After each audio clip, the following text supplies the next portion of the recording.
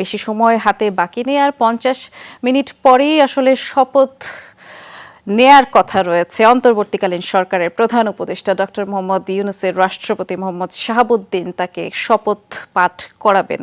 এছাড়াও এই উপদেষ্টা মণ্ডলীর বাকি যেই 16 সদস্য রয়েছে সে সম্পর্কে আপনাদেরকে আবারও ধারণা দিব। তবে যেহেতু আমরা এই গাড়ি বহরের সাথে আছি, আমাদের সহকর্মী মাহফুজ মিশু আছেন। মিশু, আমরা চেষ্টা করছি আপনাদের এই পথটি অনুসরণ করবার, যদি শুনতে পেয়ে থাকেন একটু আমাদেরকে আবার একটু আলাদা করে ব্রিফ করবেন। ক্যান্টনমেন্টের পথ ধরেই তো বের হচ্ছেন আপনারা এই গাড়ি বহরের সাথে। বাংলাদেশের সাবেক অ্যাটর্নি জেনারেল এবং তত্ত্বাবধায়ক সরকারের সাবেক উপদেষ্টা জনাব হাসান আরিফ থাকছেন, বিশিষ্ট কূটনীতিক এবং বাংলাদেশের সাবেক পররাষ্ট্র সচিব জনাব মোহাম্মদ তৌহিদ হোসেন থাকছেন, পরিবেশ আইনবিদ সমিতি বেলার প্রধান নির্বাহী সৈয়দা রিজওয়ানা হাসান থাকছেন, নির্বাচন পর্যবেক্ষক সংস্থার তার প্রধান জনাব শারমিন মুর্শিদ থাকছেন, মুক্তিযোদ্ধা বীর প্রতীক জনাব ফারুকি আজম থাকছেন, সাবেক নির্বাচন কমিশনার ব্রিগেডিয়ার জেনারেল অবসরপ্রাপ্ত ডক্টর এম সাখাওয়াত হোসেন, তার সঙ্গে থাকছেন